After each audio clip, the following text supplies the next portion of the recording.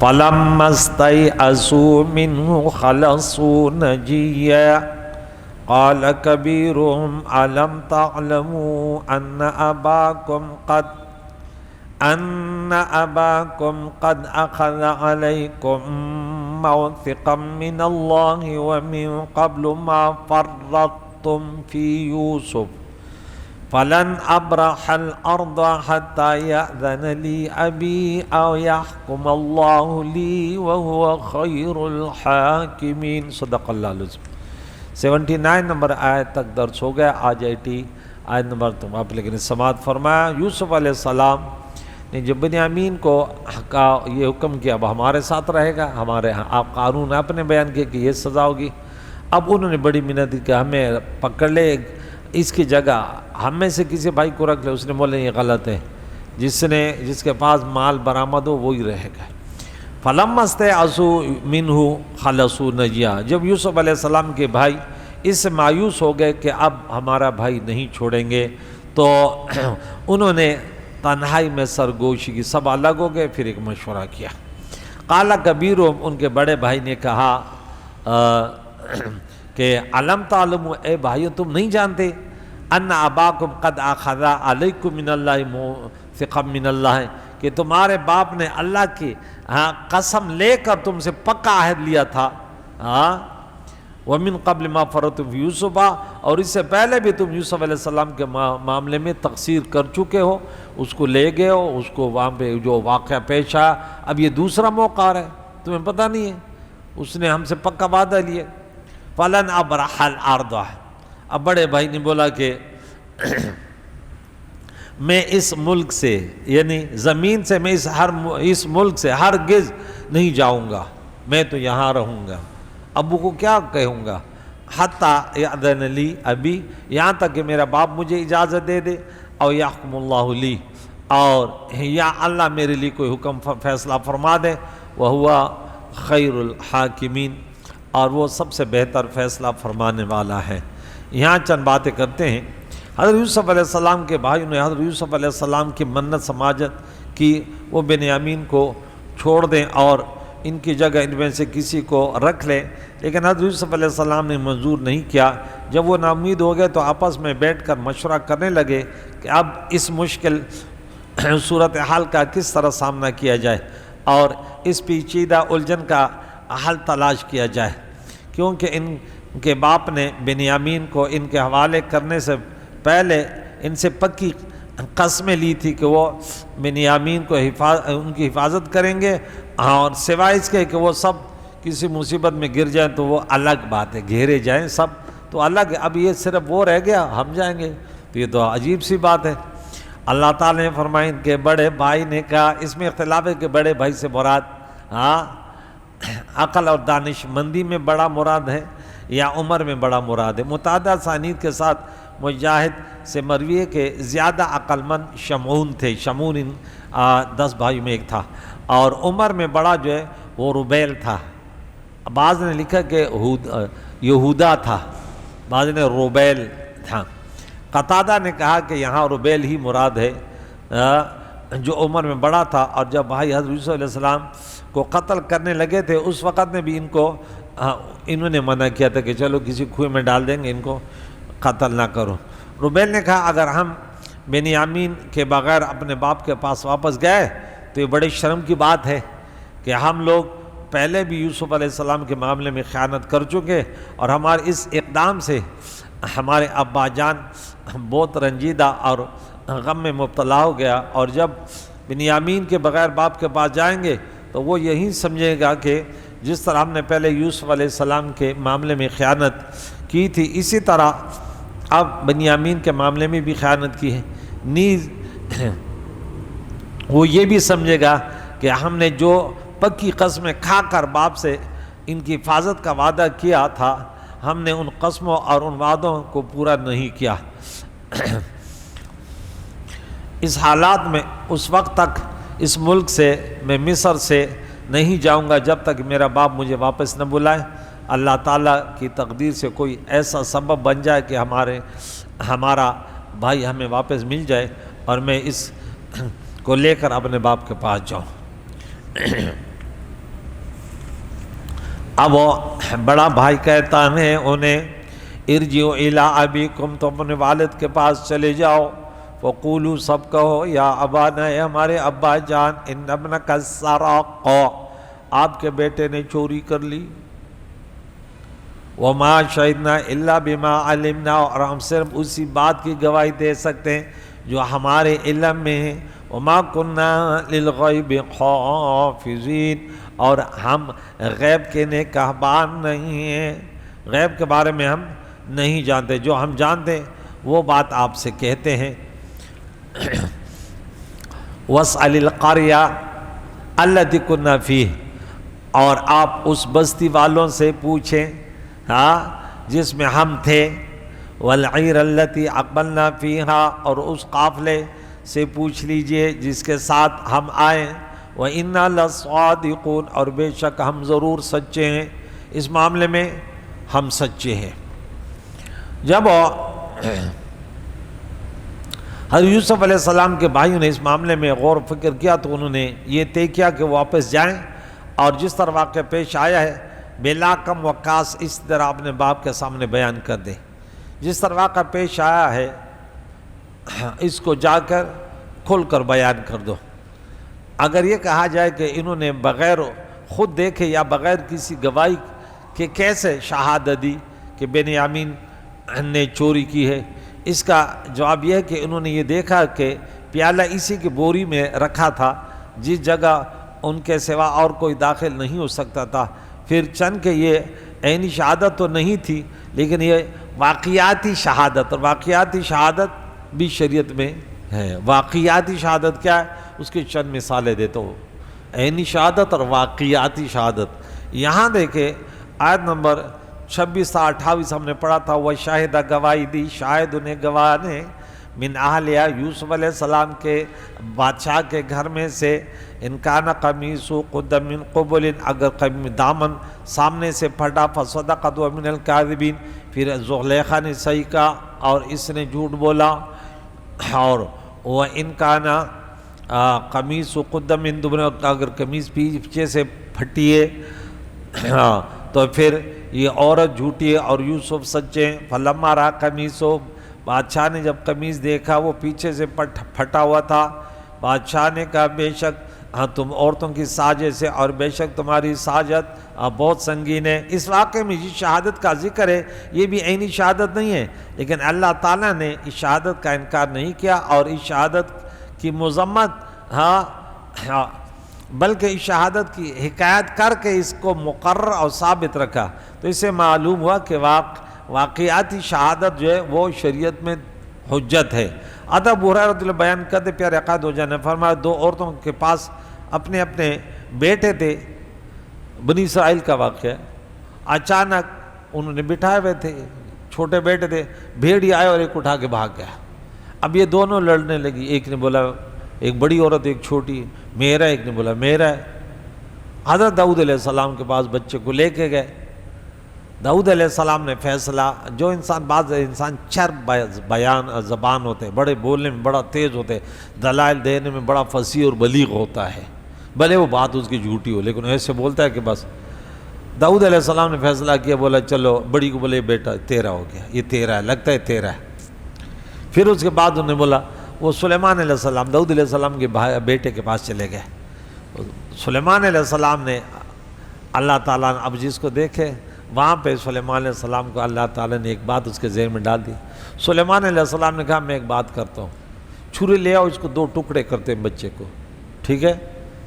تو آدھا بڑی کو دے دیں گے، آدھا چھوٹی کو۔ بڑی نے بولا یہ صحیح ہے، ایک آدھا اس کا آدھا میں۔ چھوٹی نے بولا نہیں نہیں نہیں نہیں نہیں، پورا اس کو دے دو لیکن اس کو مارو نہیں، اس کو دو ٹکڑے نہ کریں۔ تو آپ نے بچہ اسی کو دیتا ہے۔ اچھا، اس واقعاتی شہادت سے حضرت سلیمان علیہ السلام نے جان لیا کہ بچہ اسی کا ہے، تب ہی اس کو دو ٹکڑے نہیں ہونے دیتی، اور بڑی کا بچہ نہیں ہے کیونکہ اس نے دو ٹکڑے کرنے پر راضی تھی۔ تو اس سے حدیث سے معلوم ہوا کہ واقعاتی شہادت جو ہے وہ حجت ہے، اس کو کہتے ہیں واقعاتی شہادت۔ حضرت عبداللہ بن زبیر رضی اللہ بیان کرتے ہیں کہ حضرت زبیر سے ایک انصاری نے جھگڑا کیا پتھریلی زمین سے پانی کے نال میں، کہ انصاری نے کہا کہ مجھے پانی دے دے۔ زبیر جو حضور علیہ الصلوۃ والسلام کے پھپھوزاد تھے، حضور علیہ الصلوۃ والسلام نے اور زبیر سے فرمایا کہ چلو تم نے اپنے باغ کو سیراب کر دو اور پھر پانی اس کے طرف چھوڑ دے۔ تو انصاری نے کہا کہ یہ تیرا رشتہ دار ہے، اس لیے تو نے اس کے حق میں فیصلہ کیا کہ آپ کا پھوپھی زادہ ہے۔ یہ سن کے پیارے آقا دو جہان بڑے غصے ہو گئے، چہرہ متغیر ہو گیا، اور آپ نے فرمایا اے زبیر تم پانی دے، اپنے کھیتوں کو دے حتیٰ کہ دیواروں تک پانی پہنچ جائے۔ اس پر یہ آیت نازل ہوئی، سورہ نساء آیت نمبر 65، تیرے رب کی قسم کہ وہ ایمان والے نہیں ہو سکتے یہاں کہ تو فیصلہ کر ان کے درمیان، ان کے اختلافات میں وہ اس پر راضی نہ ہو جائے۔ چونکہ اس پتھریلی زمین میں پانی کی نالی سے پہلے حضرت زبیر رضی اللہ تعالیٰ عنہ کے باغ میں پانی آتا تھا، اس لیے حضور علیہ السلام نے یہ فیصلہ کیا کہ پہلے اس باغ کو حضرت زبیر پانی دیں گے اور پھر وہ انصاری پانی دے گا۔ اور یہ واقعہ شہادت کے بنا پر فیصلہ، یہ واقعاتی شہادت کے بنا پر، کیا ہے؟ واقعاتی شہادت۔ سعید بن مسیب بیان کرتے کہ زمانہ جاہلیت میں قسامت کا رواج تھا، حضور علیہ السلام نے اس رواج کو برقرار رکھا۔ انصار کا ایک شخص یہود کے قلعے میں مقتول پایا گیا تو حضور علیہ السلام نے یہود سے ابتدا کی اور ان پر 50 قسمیں لازم کی۔ یہود نے کہا ہم ہرگز قسمیں نہیں کھائیں گے۔ حضور علیہ السلام نے انصار سے کہا کیا تم قسمیں کھاؤ گے؟ انہوں نے قسم کھانے سے انکار کیا۔ پھر حضور علیہ السلام نے یہود پر دیت لازم کر دی، کیونکہ مقتول بہرحال ان کے علاقے میں پایا گیا۔ تو جب کوئی شخص کسی محلے میں مقتول پایا جائے تو اس محلے والوں پر لازم ہے کہ ان کے 50 آدمیوں سے قسمیں لے لیں اور کہ اللہ تعالیٰ کی قسم ہم نے اس شخص کو قتل نہیں کیا، اس کے قاتل کو نہ جانتے ہیں، اور اس کے بعد وہ دیت ادا کریں گے۔ قسامات میں اہل محلہ پر جو قسم اور اس کے بعد جو دیت لازم کی جاتی ہے یہ بھی واقعاتی شہادت ہے۔ کیا ہے؟ واقعاتی شہادت ہے۔ تو بہرحال اس میں بہت ساری مثالیں مزید بھی آئی ہیں کہ جس کو کہتے ہیں واقعاتی شہادت، کہ کوئی شخص مرا ہوا پڑا ہے، وہاں دیکھا تو ایک شخص کے ہاتھ میں چھری ہے یا پستول ہے، اس کو پکڑا جائے گا، پھر وہاں پہ چیک اپ ہوگا، اگر ثابت ہو یہ اس پر آئے گا کہ واقعاتی شہادت ہے۔ 2 افراد بھاگ رہے، ایک کے سر کے اوپر بھی ٹوپی اور ہاتھ میں بھی ٹوپی، بھاگ رہے، تو انہوں کو پکڑا، اس نے بولے میری ٹوپی، تو بولے یہ واقعاتی شہادت ہے۔ بہت سارے مثال اس میں دیے ہیں۔ الغرض قرآن مجید احادیث اور عقلی قرائن سے یہ ثابت ہے کہ واقعاتی شہادتیں بھی شرعی حجت اور عقلی دلیل ہے۔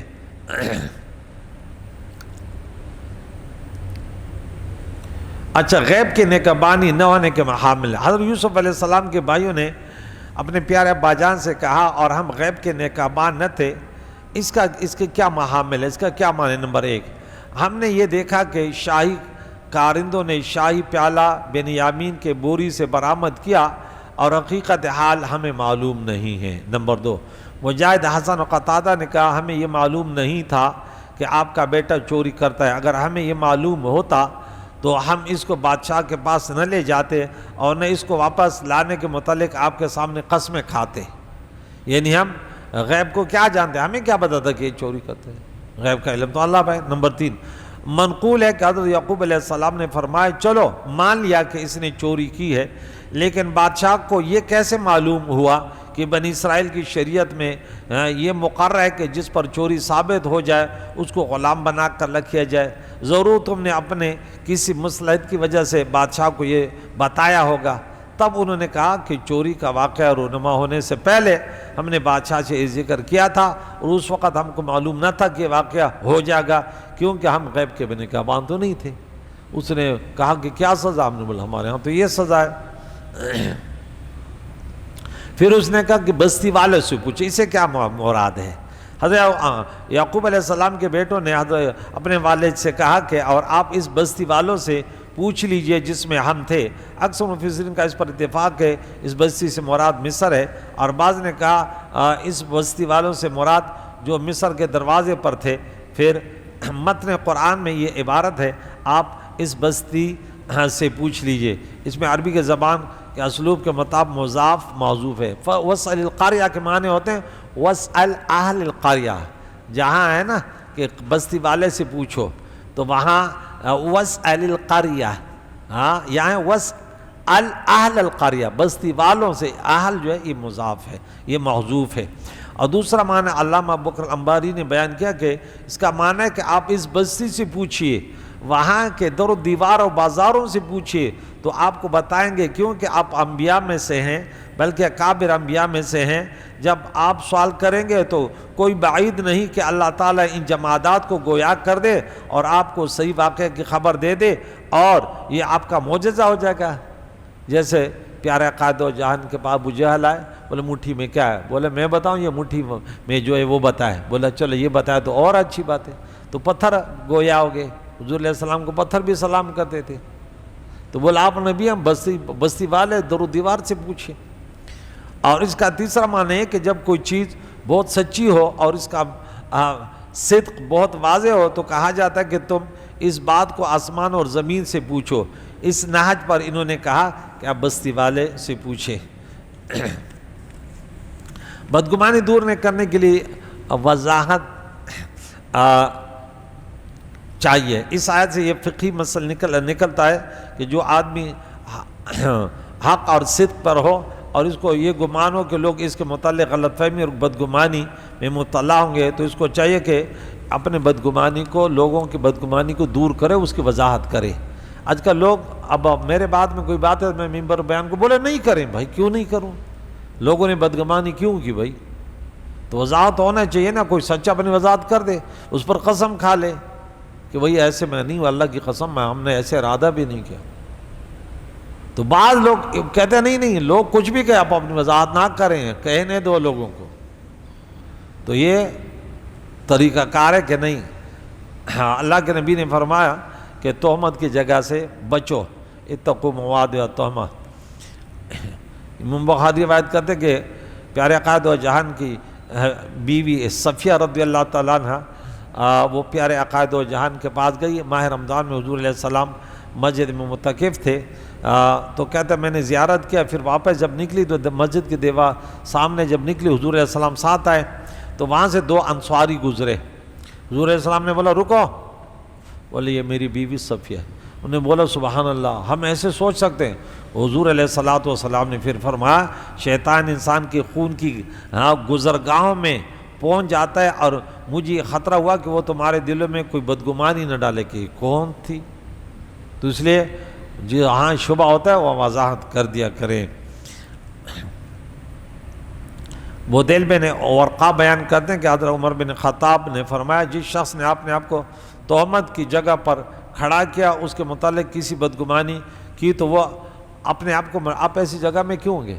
آپ کوئی شراب خانہ ہے، بد جگہ، وہاں پہ کیوں جا رہے ہو؟ آپ تو ٹھیک ہے لیکن ایسی جگہ پہ کیوں جاتے ہیں؟ اب لوگ لازم ہمیں بدگمانی تو کریں گے، تو بولے وہ اپنے آپ کو ملامت کرے کہ ایسی جگہ میں کیوں گئے۔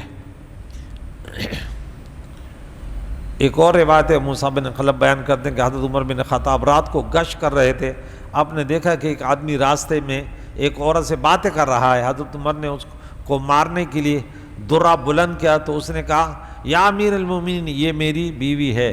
ہاں آپ نے فرمایا تم ایسی جگہ باتیں کرتے کہ لوگ تم کو نہ دیکھتے، ایسے جگہ باتیں کیوں نہیں کرتے، یہاں کیوں کر رہے ہو، لوگ کیا کہیں گے؟ تہمت کی جگہ ہے، تو اس لیے ان کو ڈرایا کہ ایسے نہ کریں۔ تو انشاءاللہ مزید جو ہے یہاں ہمارے 83 آیتیں ہو گئی، یہاں تک ہمارا درس ہو گیا۔ کل پھر کریں گے قال بل سولت لکم انفسکم امرا فصبر جمیل، صبر جمیل کے بارے میں کہیں گے۔ اور پھر یعقوب علیہ السلام نے کہا کہ اللہ کی رحمت سے نا امید نہ ہو، اور وہ سب انشاءاللہ آ جائیں گے۔ انہوں نے بھی کچھ محلے اپنے گھر والوں نے کہا کہ تو اس کو ہر وقت یاد کرتا رہتے۔ مزید واقعہ اس وقت بالکل اینڈ پہ کے طرف جا رہا ہے کہ اب یہ بات سب کھلنے والی ہے کہ وہ خود یعقوب علیہ السلام بھی چلے جائیں گے، بھائی سب ملیں گے۔ بہت ہی ایک پیارا واقعہ اور سچا واقعہ، احسن القصص اور صداقت پر مبنی واقعہ کہ سچوں کو کامیابی کیسے ہوتی ہے اور اگر کوئی سازش کرے وہ ناکام کیسے ہوتے ہیں۔ انڈیا نے ہمارے خلاف سازش کی، ہاں بگرام میں کیا وہاں پہ اپنے لوگوں کو مارا، بولا اچھا یہ بڑی پلان، انہوں نے بڑا پلان چلایا کہ اسرائیل ساتھ ملے کہ ہم یوں کریں گے، اب دنیا پہ ہم حاوی ہونا چاہتے ہیں، تم ایسے کرو، اب مل کر اب مسلمانوں کے خلاف سازش چل رہی تھی۔ ہمارا قرآن پر پکا عقیدہ ہے، اللہ فرماتا تمہارے خلاف کوئی بھی سازش کریں گے تم صحیح ہو، تم نہیں پھنسو گے۔ اب انہوں نے یہ واقعہ کہ چلو تم نے یہ کیا تو اب ہم تم پر حملہ کریں گے، اور پوری دنیا میں اللہ تعالیٰ نے عزت اور ذلت اللہ دیتے ہیں، مسلمانوں کو وہ عزت دی کہ ان کی نسلیں بھی یاد کریں گے۔ اور 2025 کا حملہ 10 مئی جیسے 1965 کا وہ یاد کرتے ہیں نا، اب یہ یاد کریں گے، ان کی نسلیں یاد کریں کہ بھائی کسی کے خلاف سازش کرتے ہو ایسے نہ ہو کہ خود بیچ میں پھنس جاؤ۔ بعض یہ حکومتیں ہوتی ہیں بڑی بڑی سازشیں کرتی ہیں، بہت اپنوں کو مروا دیا۔ ایک فوجی آج میں سننا تو وہ کہتا ہے، اب وہ حقیقت حال تو اللہ جانتا ہے، لیکن ہم جو سوشل میڈیا پہ جانتے ہیں وہ کہتے ہیں میں فوج سے نکلنا چاہتا ہوں، یعنی اپنوں کو مروا کے پھر یہ سازشیں کر کے یہ کر کے، ہاں یہ کون سا طریقہ کار ہے؟ تو ہمیشہ یہ جو بات میں کر رہا ہوں وہ ہمارا مقصد اس ہے کہ کسی کے خلاف سازش نہ کرو، ورنہ خود اس میں گرفتار ہو جاؤ گے، اور جس کے خلاف سازش کر دے اس کا کچھ نہیں بگاڑ پاؤ گے۔ اللہ تعالیٰ عمل کرنے کی توفیق عطا فرمائے۔ وصلی اللہ علیہ وسلم۔